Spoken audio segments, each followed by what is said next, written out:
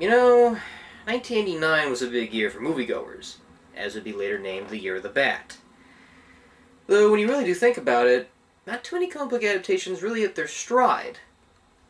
Until Batman. Sure, there was Superman, but did it ever really make that big of an impact like the Caped Crusader? And on top of that, Batman came out in a time when one crucial element showed the film's popularity. Merchandising.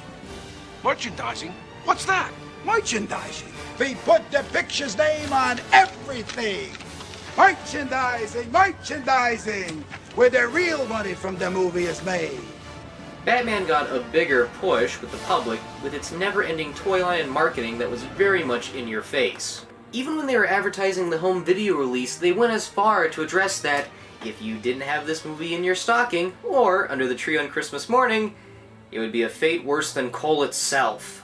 Even though Batman was a huge hit, and the critical reception was overly positive, it still had gripes among fans over certain plot elements, the violent nature, the movie being too dark, and of course the Prince song slightly dating it. Even the film's director Tim Burton remarked that it was an okay movie, describing it more like a cultural phenomenon than a film.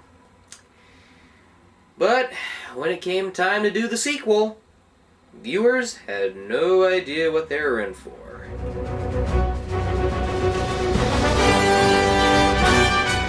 Batman Returns is that one rare occurrence where I want to praise it for how diverse it gets, seeing it takes a fresh direction, but there are elements here and there that tend to keep me from giving it that respect. In fact, viewers were really split on this entry, considering the only reason Tim Burton returned to the director's chair was the offer of how much creative control he would get. And boy, he got a lot of it. So much so that as a film on its own, it's very much a Tim Burton movie and less of a comic book adaptation. Okay, maybe I should rephrase that. It's a director's interpretation of what a comic book adaptation should be to them. Still, the real question we should ask here is, does this make Batman Returns a good movie for how it differs from the first film and every typical comic book adaptation out there? Or is it just 2 hours full of weirdness? Now, I want to address that in order to understand my full opinion. I have to go deep into the story, seeing a non-linear style wouldn't do much justice. So, for those who have never seen this entry, spoiler alert! So, jump to present-day Gotham City, where everyone is gearing up for the Christmas... Wait a minute. A Batman movie set at Christmas...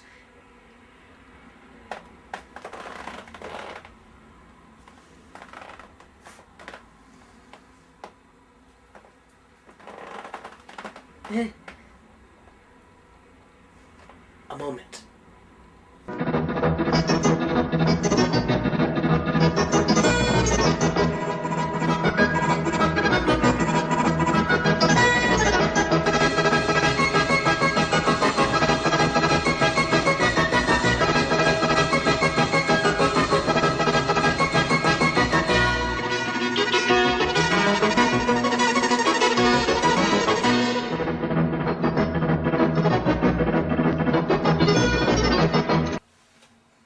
You guys thought I wasn't prepared for Christmas. In fact, I love how the holly jolly decorations clash with the Bo Welch Gothic set pieces. The grim city-like atmosphere is loaded with so much garland and nice pretty lights to a point it almost feels comical. Heck, they even have a Christmas tree lighting to top it all off.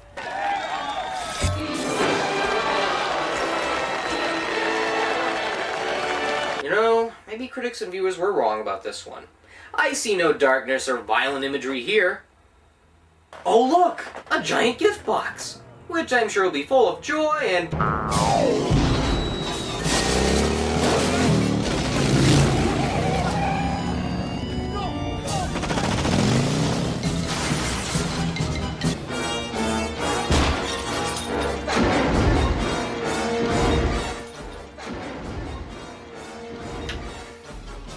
Well, so much for peace on Earth.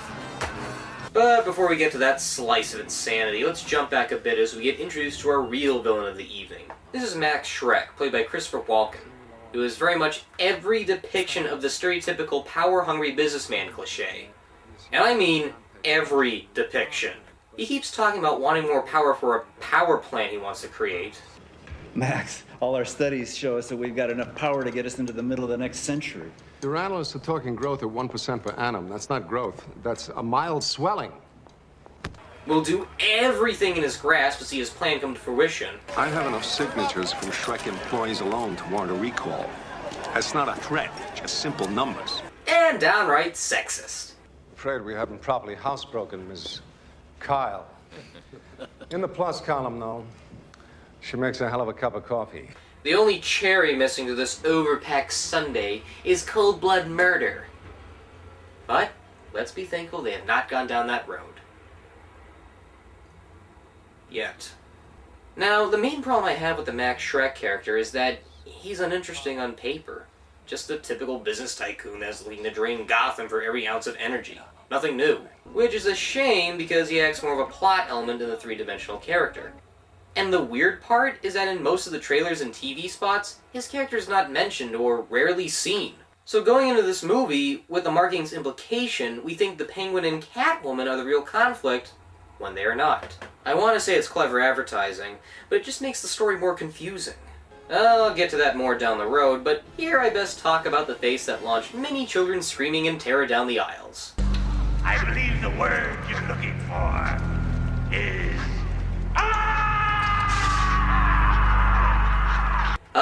Yes, Danny DeVito as the Penguin. A Burton-esque creation that is freaky yet delightful. We are talking about a Burton-esque variation that was so controversial, it questioned a Happy Meal run. More on that later. In fact, it's interesting to note how the previous mobster incarnations act as a commentary for higher class, being a gentleman of crime. In Batman Returns, he's heavily reimagined to be older and darker while going for a more twisted personality. It's more of an attack on aristocratic class rather than a satire. This incarnation gives a fresh take to the character that I'm honestly open to, but there are times where I feel mixed about it. Don't get me wrong, it's not Danny DeVito's performance, as I feel he's doing a good job, but it's how the character is written that bugs me. He claims he wants to rejoin society and be accepted, but there are times when he'll act devious, removing some sympathy for the character. One minute he's forgiving his dead parents for his rejection, and the next minute he's getting dirty obsessions, calling back his wicked ways. I'd like to fill her void. Teach her my French flipper trick. I don't know whether to laugh or feel sorry for him. He wanted to make us laugh. I feel sorry for him.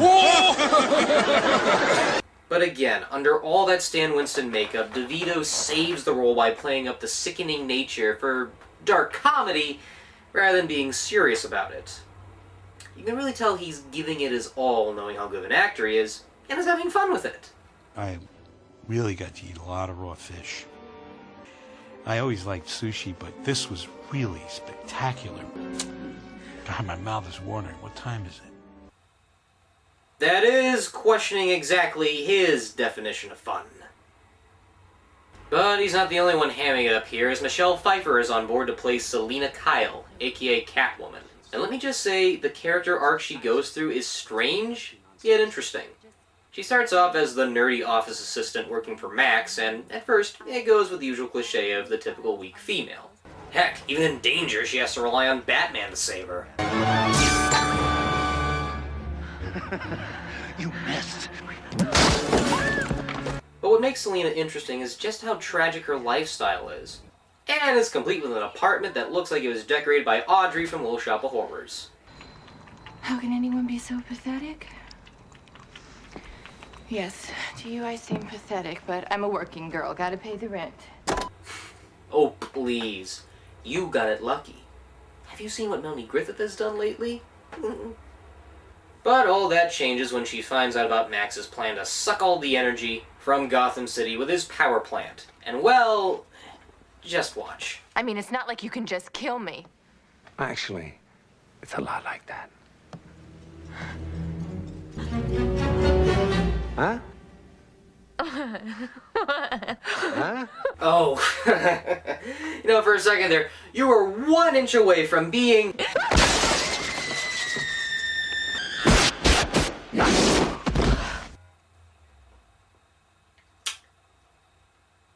What did I say earlier? The only cherry missing to this overpacked sundae is cold-blood murder. But let's be thankful they have not gone down that road. yet. Huh. Methinks I'm starting to eat my own words. It's just one dead body. It's not like he's done it before. By the way, how's Fred Atkins, your old partner? I believe he's on extended vacation. Good. Hi, Max, remember me? I'm Fred's hand. Hey, you want to greet any other body parts? Okay. This is no longer a cliched business tycoon. This is a cliched business tycoon that goes beyond the definition of cliched business tycoon here. But one criticism at a time. Her transformation to Catwoman goes beyond bizarre as a horde of cats move over her body, some nibble at her fingertips, and Selina does this thing with her eyes that is creepy, and I admit, it's... So now that she's revived and full of 9 lives, what is the first thing to do?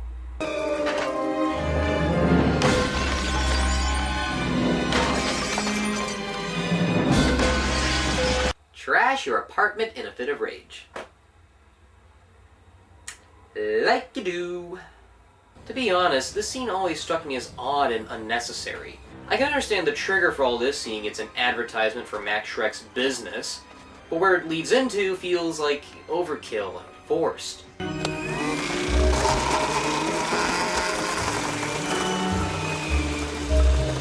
By the way, the penguin logo on the dry cleaning hanger is clever foreshadowing. Kind of. Now that I mention it, her reasons for becoming this new leash of life is never explained. She just has a big fit and then starts making a costume without any reason or purpose. What's the motivation?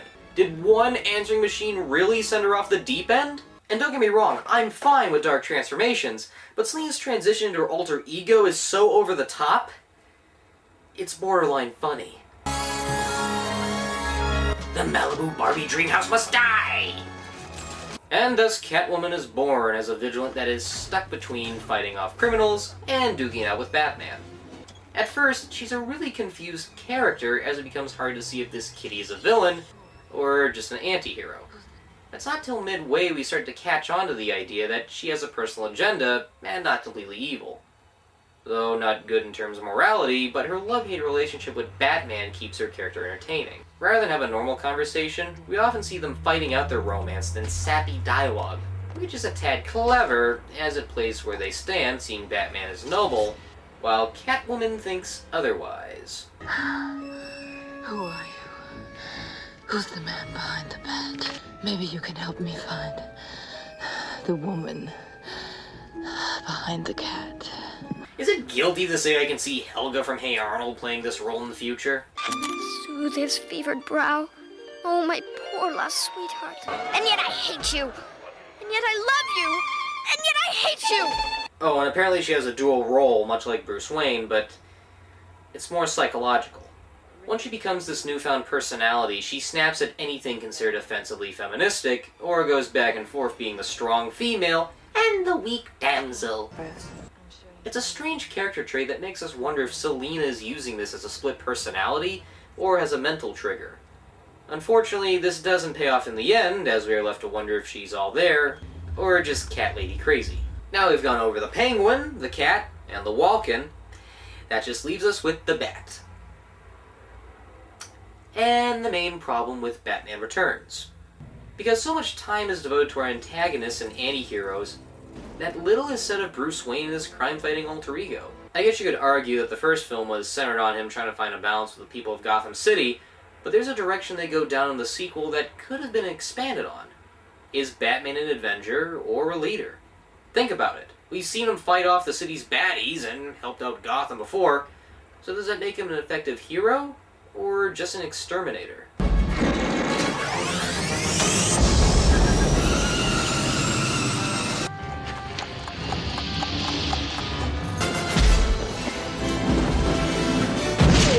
Oh, and on a side note, that whole Batman kill controversy never really bothered me. It's a comic book movie, lighten up. Anyway, the aspect of hero, or menace, is asked in Batman Returns, but it's not fully there. We get moments where the civilians wonder if Batman should be considered a source of help or something to fear, but it doesn't pay off.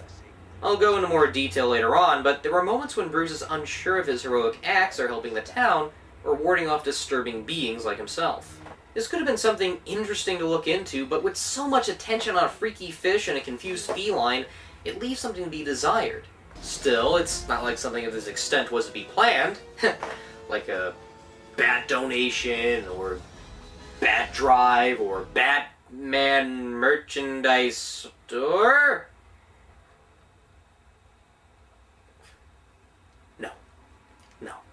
No. That cannot be real. No. Let's see here.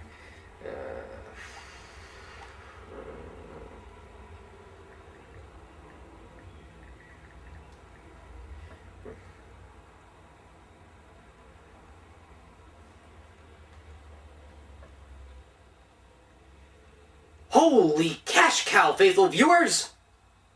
Apparently there were plans to film a scene involving a store that was full of Batman merchandise, which would later be torched down by one of the Penguin's circus goons.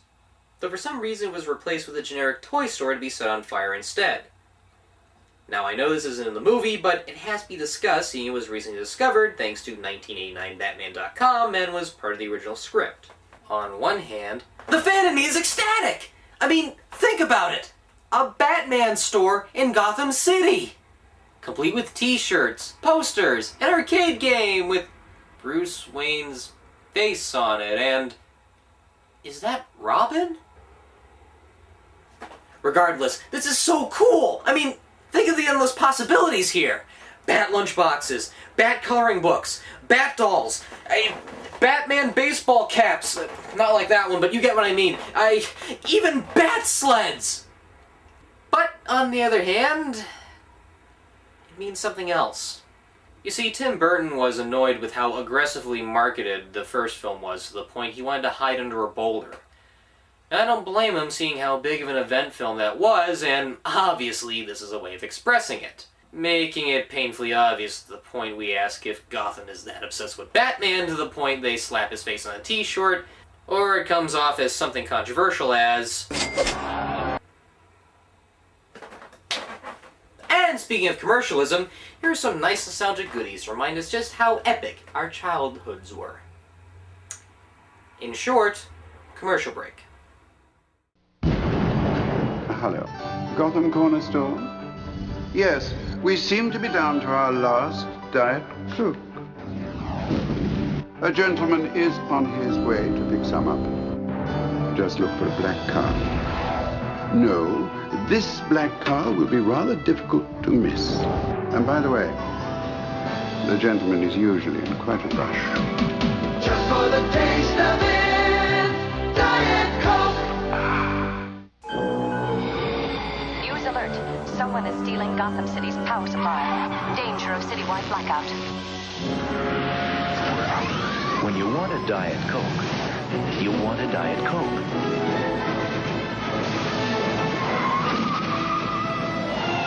After all, there's just one. Diet Coke.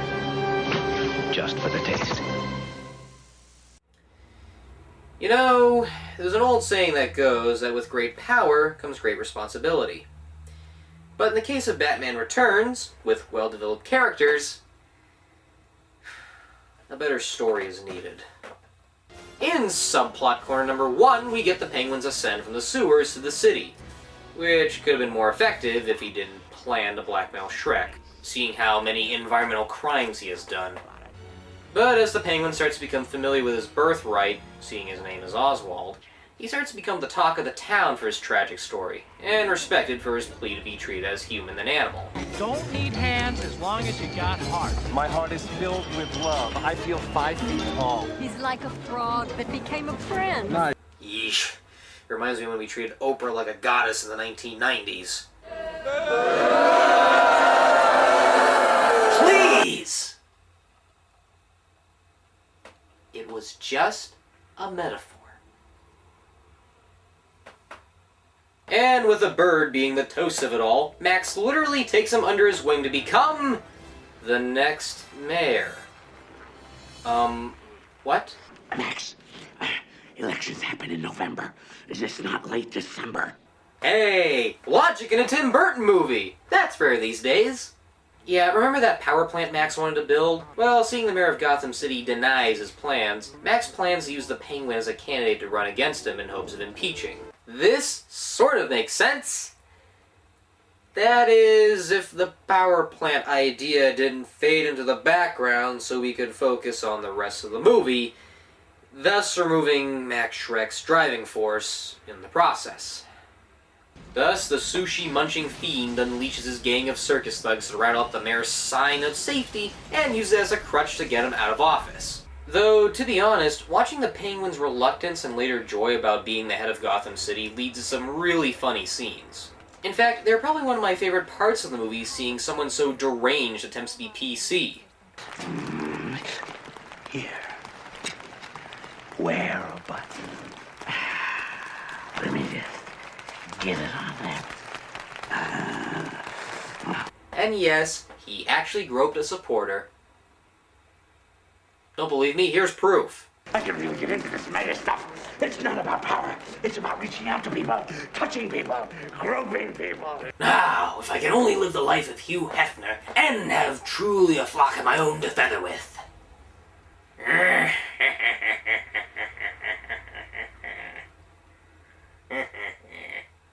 But then again, not all of it does work, as we lead into some unnecessary darkness. Not a lot of reflective surfaces down on the sewer, huh? Still, could be worse. My nose could be gushing blood. Your nose could be... Yes, like we really needed that to happen.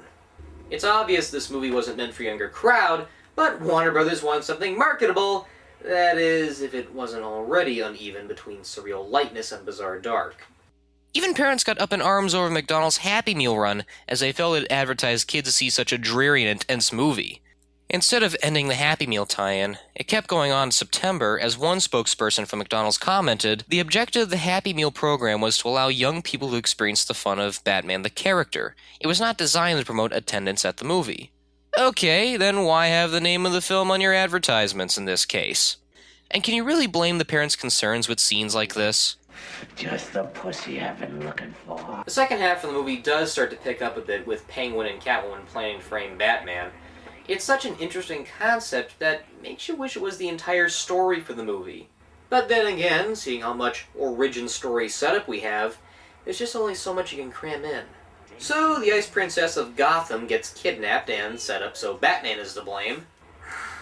There was no other way I could have blamed. Now, I timed it from when he first sees her on the roof to her fall, and Batman had exactly 22 seconds within the span to save her. I know if this hasn't happened, the whole Batman getting framed wouldn't be in full swing, but you could have done something more than just have him stand there and watch. Well, I hope that's not a hostage.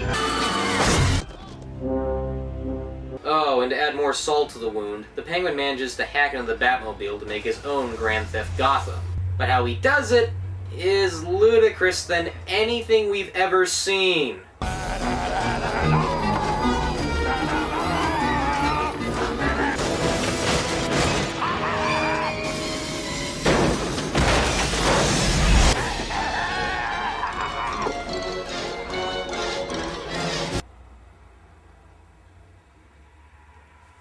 Okay. We had our share of silly and dark,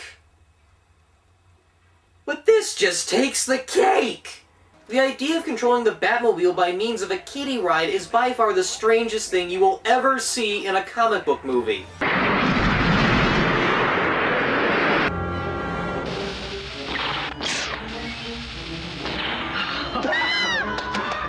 Nearly.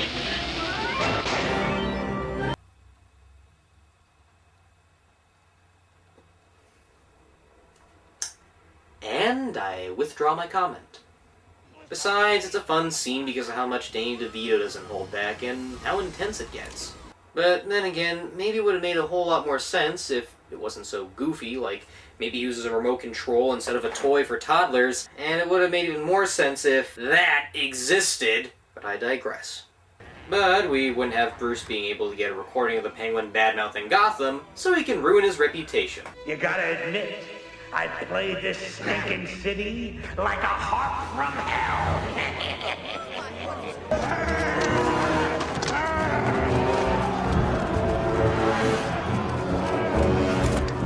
Why is there always someone who brings eggs and tomatoes to a speech? Hey, another dose of logic! You and I really think alike, Penguin.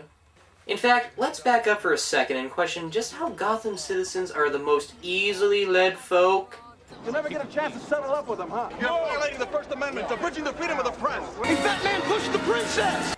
I know it's a comic book movie, and it's written that way, but at least someone in this crowd has to sound like an individual here and not a cutout.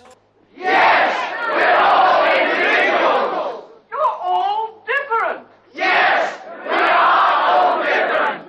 I'm not. So the last 30 minutes of the film are probably the most baffling, but let's get through this one step at a time. Having rejected from society again, the Penguin decides to go after Gotham by stealing the firstborn of every rich family and kill them. It's dark and has some twisted allusions to the Moses story, but it almost feels like it comes out of left field. Okay, there is some proper build-up, considering baby Penguin nearly went this way at the start, and this alluded in an early scene where he's looking at birth records, but we spend so much time trying to see how tragic of a character he is that we become close to sympathizing him. It's not until he gets corrupted by Captain Hook here that all humanity is lost, and we are left with him picking up the reins as a villain. Right. This transition could have worked better, but it feels weightless in execution considering we had scenes early on like this. I was their number one son, and they treated me like number two. But it's human nature to fear the unusual. It brings out the tragedy of the character well enough to feel sorry for him, but when we teeter between villain and sad bird, it's hard to see which side to choose. But of course, Batman is the savior, stopping what could have been a really edgy climax, as the Penguin resorts to Plan B.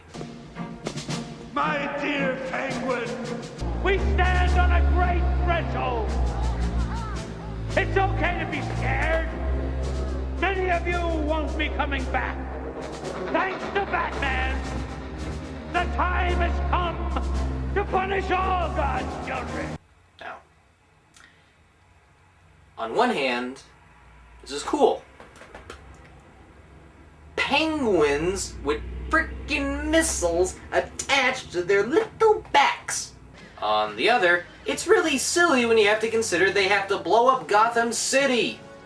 Also, is it just me, or does this seem a tad familiar? I know some of you have girlfriends and old ladies and all that kind of crap, and you're probably expected to get into their feathers tonight. Well, let me just say, tough shit!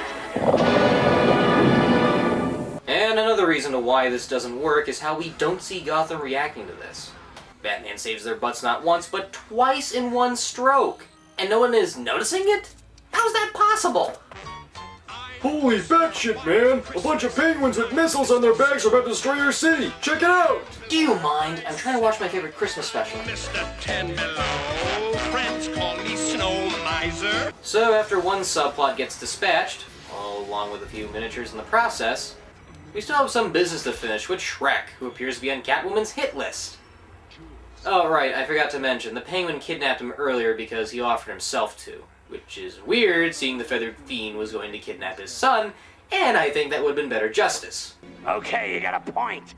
But hey, we wouldn't have a confrontation between Crazy Kitten with a Whip and Batty here, so I'll let it slide. I should also point out that earlier Bruce and Selina were able to figure out their identities in a party thrown by Shrek that I have to admit is a bit clever. Mistletoe can be deadly if you eat it. But a kiss can be even deadlier if you mean it. A kiss under the mistletoe. Mistletoe can be deadly if you eat it. A kiss can be even deadly.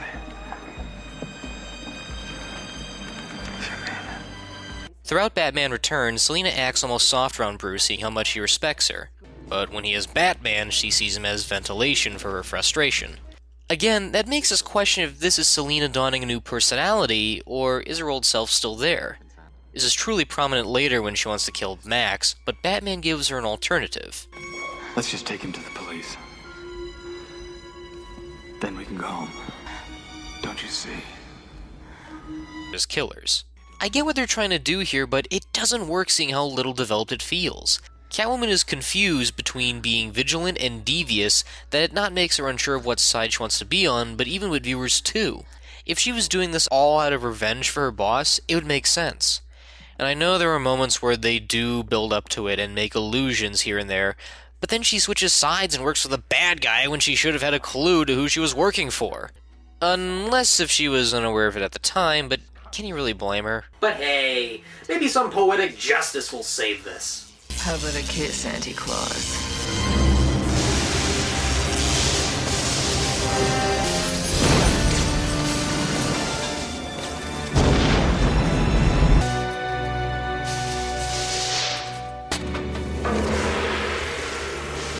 Ooh, nasty. I'm not dead!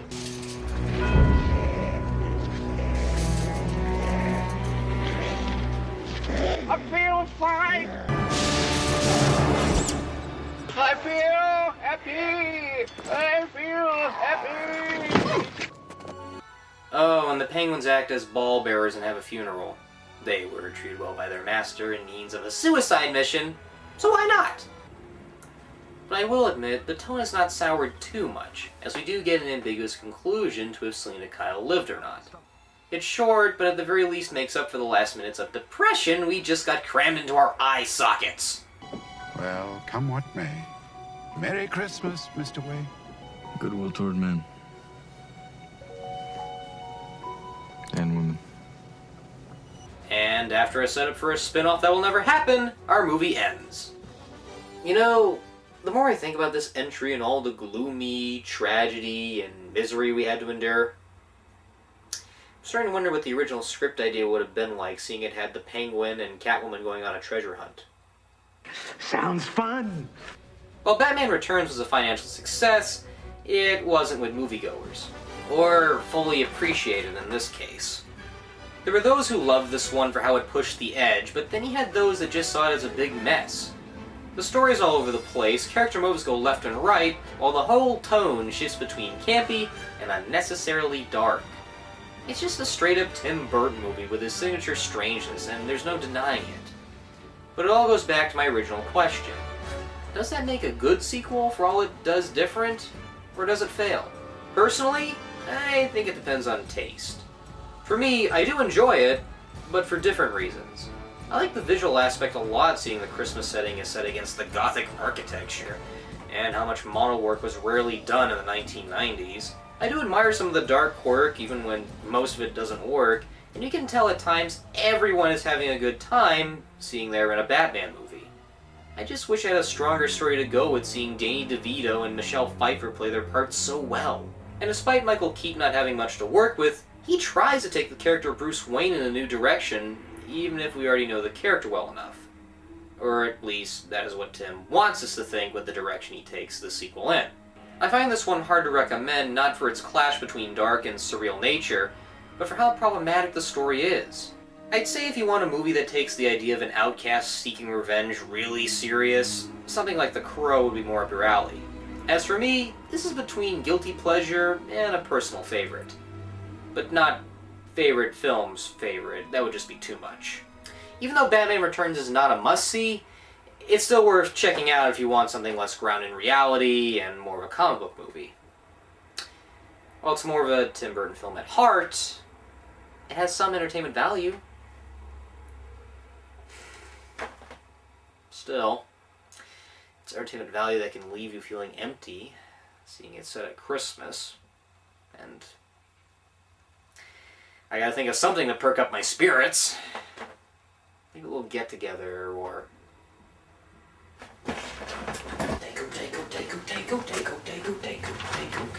Oh, there you are. Listen, I want you to send out a lot of invitations. This Christmas, I'm going all out. We're having a big bash, and wait a minute. How did you exactly get in here when I locked you out? And what do you think you're doing with my Diet Coke?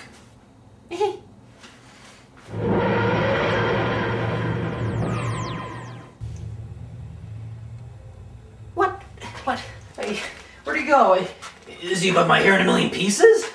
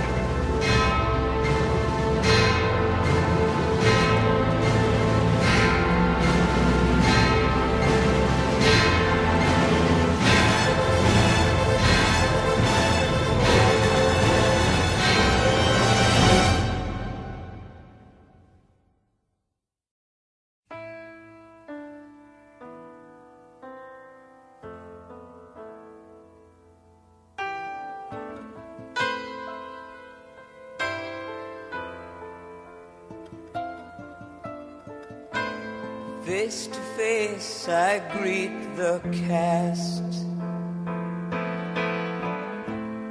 Set in silence, we begin. Companions in an empty room. I taste their victory and sin. To work it out, I let them in. All the good guys and the bad guys that I've been. All the devils that disturb me and the angels that defeated them somehow come together in me now.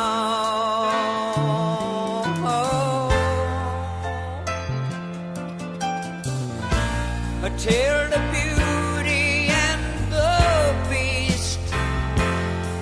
I defend my soul to those who would accuse me. I share the famine and the feast. I have been a world and I felt it turning. Seen the jester yearning to amuse me.